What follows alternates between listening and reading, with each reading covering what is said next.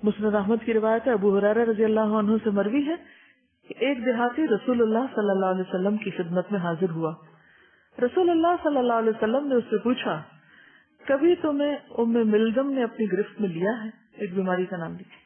کبھی تمہیں ام ملدم ہوا؟ جیسے ہم کسی سے پوچھا کبھی تمہیں فلو ہوا، کبھی تمہیں وائرل بخار ہوا. اس نے کہا کہ ام ملدم کس چیز کا نام ہے؟ اسے اس بیماری کا نام ہی نہیں پتا تھا. فرمایا جسم اور گوشت کے درمیان حرارت کا نام، یعنی بخار سمجھو. اس نے کہا کہ میں نے تو اپنے جسم میں کبھی یہ چیز محسوس نہیں کی. پتا کہ بخار چڑھنے لگتا، جسم ٹوٹ رہا ہوتا، ایک دم جسم گرم ہونے لگتا ہے. مجھے تو کبھی ایسا کچھ نہیں ہوا. پھر آپ نے پوچھا کیا کبھی تمہیں صداع نے پکڑا ہے؟ اس نے پوچھا صداع سے کیا مراد ہے؟ صداع کیا ہوتا ہے؟ سر درد. آپ نے فرمایا وہ رگیں جو انسان کے سر میں چلتی ہیں اور ان کی وجہ سے سر کو تکلیف ہوتی، بلڈ پریشر بھی کہہ سکتے ہیں آپ، یعنی اس سے بھی سر درد ہونے لگتی ہے، اور سر میں جو رگیں ہیں ان کی وجہ سے تکلیف. اس نے کہا کہ میں نے اپنے جسم میں کبھی یہ تکلیف محسوس نہیں کی، میرے سر کی طرف کوئی تکلیف نہیں کی. جب وہ چلا گیا تو نبی صلی اللہ علیہ وسلم نے فرمایا جو شخص کسی جہنمی کو دیکھنا چاہتا ہے اسے چاہیے کہ اس کو دیکھ لے، کیونکہ بیماری انسان کے گناہوں کو دھوتی رہتی ہے، پاک کرتی رہتی ہے. تو اس پر کبھی فخر نہیں کرنا چاہیے کہ ہم تو آج تک بیماری نہیں ہوئے. اور اس کا یہ مطلب نہیں کہ ہم سر درد مانگے، لیکن اگر سر درد ہو جائے تو ہر ایک کے سر میں درد نہ کر دیں یہ کہہ کے میرے سر میں درد، میرے سر میں درد، میرے سر میں درد. کیونکہ جتنی دفعہ ہم وہ واویلا کرتے ہیں اپنے اجر میں کمی کرتے چلے جاتے ہیں. ٹھیک ہے آپ ڈاکٹر کو جا کے بتائیں، آپ کسی ایسے مہربان کو بتائیں کہ جو آپ کا کوئی علاج کر دے یا آپ کی مدد کر دے، لیکن ہر بندے کو سر درد کی کہانی سنانا یہ کوئی اچھی بات نہیں. اس سے پرہیز کرنا چاہیے. اور ویسے بھی آپ دیکھیں کہ بار بار ایک بات کو جب آپ دہراتے ہیں نا تو اگر تکلیف کم بھی ہو تو اور زیادہ ہو جاتی ہے. پھر لوگ آپ سے پوچھنے لگتے ہیں اچھا سر درد کا کیا ہوا، اور سر دردی وہ جو چلا گیا وہ سوچ سوچ کے پھر شاید آ جائے. تو ہمارا ری ایکشن کیا ہونا چاہیے کہ اگر کوئی تکلیف ہو جائے، کوئی کھانسی ہو جائے، کوئی سر درد ہو جائے، کوئی فلو ہو جائے، بخار ہو جائے، تو سب سے پہلا ری ایکشن کیا ہونا چاہیے؟ رضیت باللہ ربا وبالاسلام دینا وبمحمد نبیا. پل صراط پہ پار نہیں کر سکتا جو یہ نہ پڑے. تو جنت تک جانے کا راستہ اسی میں ہے کہ انسان اللہ کے رب ہونے پہ راضی ہو جائے کہ میرا رب ہے، میں خوش ہوں کہ وہ ہے میرے لیے. بندوں کو رب نہ بنائے اور اسلام کے دین ہونے پہ راضی ہو جائے. الحمدللہ اللہ نے مجھے مسلم پیدا کیا اور محمد صلی اللہ علیہ وسلم کے رسول اور نبی ہونے پہ راضی ہو جائے. اب جو راضی ہوگا وہ کیا کرے گا؟ وہ اللہ سے شکوہ نہیں کرے گا اپنی بیماری، وہ نبی صلی اللہ علیہ وسلم کی بتائی ہوئی باتوں پر راضی ہوگا، وہ آن دا ہول اپنے دین پر راضی ہوگا، اور ہر چیز میں اطاعت، ہر چیز میں اللہ کی رضا پہ راضی، خوشی اور غمی دونوں میں. رسول اللہ صلی اللہ علیہ وسلم نے فرمایا ثواب اتنا ہی زیادہ ہوگا جتنی سخت آزمائش ہوگی. اور اللہ تعالیٰ جب کسی قوم سے محبت کرتے ہیں تو اس کی آزمائش کرتے ہیں. جو راضی ہو اس سے راضی ہو جاتے ہیں اور جو ناراض ہو اس سے ناراض ہو جاتے ہیں. اتنی سمپل بات نہیں ہے. اگر کوئی اللہ کی آزمائش پہ ناراض ہو گیا اللہ سے، اس نے نماز چھوڑ دی، روزہ چھوڑ دیا، سب کا خیرات چھوڑ دیا، اللہ اس سے ناراض ہو جاتا ہے. مثلاً آپ یہاں پر پڑھنے کے لیے آئے اور آپ یہ سوچ کر کہ وہاں بہت نیک لوگ رہتے ہیں اور قرآن پڑھایا جاتا ہے، لیکن یہاں آ کر آپ نے اپنا بیگ کہیں رکھا اور جب دوبارہ اٹھایا تو اس میں سے کچھ پیسے چوری ہو چکے تھے. اب اس میں دو ری ایکشن ہو سکتے ہیں. ایک یہ کہ میں کل سے پڑھنے نہیں آ رہی، یہاں تو چوری ہوتی، اور دوسرا یہ میری آزمائش تھی، اللہ تعالیٰ دیکھنا چاہتا تھا کہ میں اپنے ارادے میں کتنی سچی ہوں، اور اب تو مجھے اور زیادہ پڑھنا چاہیے تاکہ میں ایسے چوروں کا کلا کما کروں،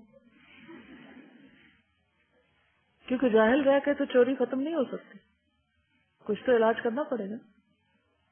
تو ہر شخص کی آزمائش ہوتی ہے اور جس کی جتنی سخت ہوتی ہے اس کے لیے اتنا ہی اجر ہوتا ہے.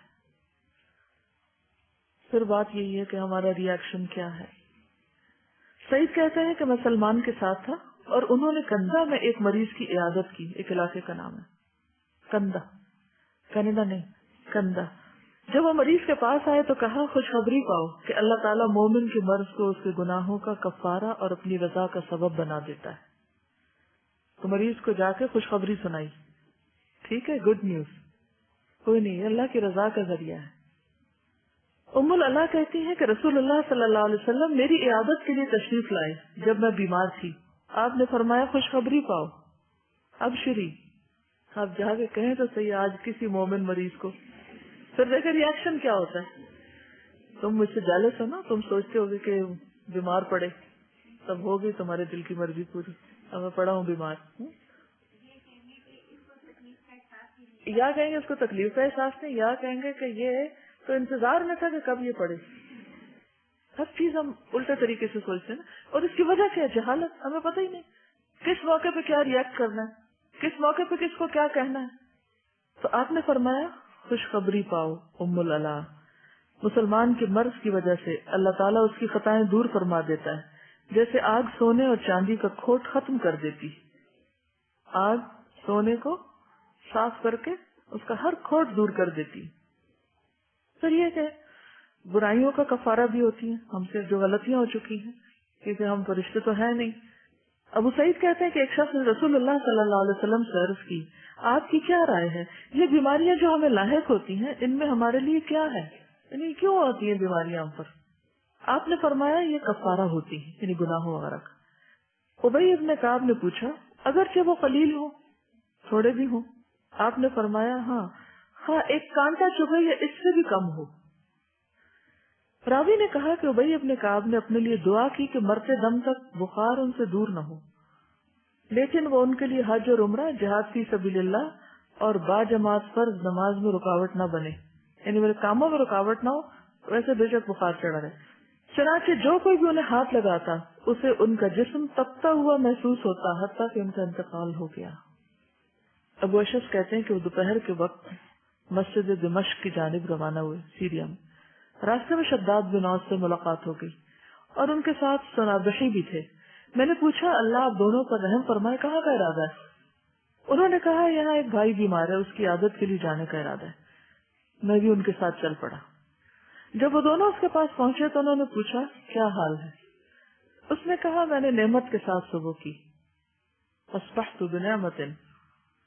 شداد نے اسے کہا گناہوں کے کفارے اور خطاؤں کو دور کرنے والی چیز کی خوشخبری پاؤ، کیونکہ میں نے رسول اللہ صلی اللہ علیہ وسلم کو فرماتے ہوئے سنا ہے اللہ تعالیٰ فرماتا ہے جب میں اپنے مومن بندوں میں سے کسی بندے کو آزماتا ہوں پھر وہ میری تعریف کرتا ہے تو وہ اپنے بستر سے گناہوں سے پاک اس طرح اٹھتا ہے گویا جس دن اسے اس کی ماں نے جنم دیا تھا.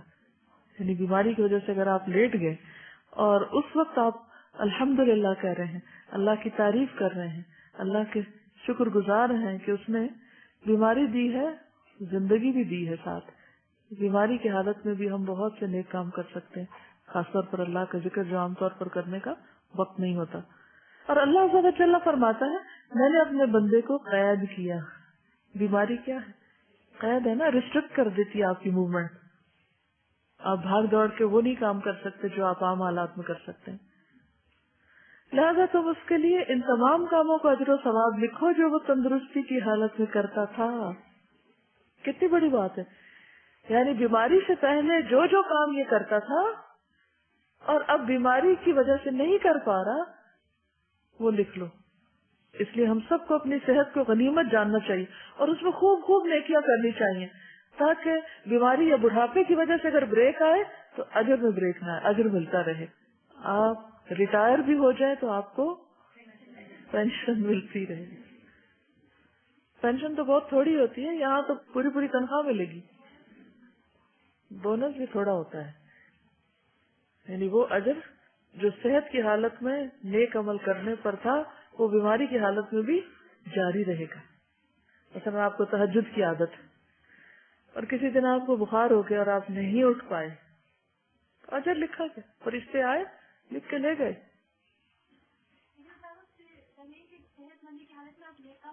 بالکل وہ کنٹینیو کریں گے نا. اگر آپ نے کہیں کوئی جاب کی نہیں، ٹیکس جمع ہی نہیں کرایا تو آپ کو پینشن کہاں سے ملے گی؟ پینشن کس کو ملتی ہے؟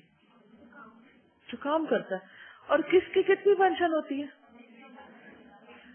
اگر آپ چھوٹی موٹی ویجز پر ہی کام کر رہے ہیں، بس پارٹ ٹائم کام کر رہے ہیں، تھوڑا بہت کر رہے ہیں، بس ایسے ہی کام چلا رہے ہیں، تو پھر پینشن بھی اسی حساب سے ملے گی. اور اگر آپ اپنی صحت اور جوانی کی حالت میں میکسیمم نیک کام کر رہے ہیں تو انشاءاللہ جب آپ ریٹائر ہوں گے تو اسی حساب سے جب تک زندہ ہے آپ کو ملتا رہے گا اجر.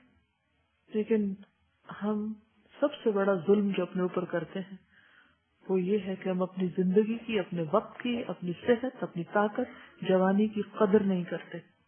انہیں غیر ضروری کم اہم کاموں میں لگائے رکھتے ہیں، ان امپورٹنٹ، پیٹی، چھوٹی چھوٹی باتوں پہ سوچ سوچ کے پریشان، جو اس طرح ختم ہوگی کہ کبھی یاد بھی نہیں آئے گی کہ وہ بھی کبھی زندگی میں تھی.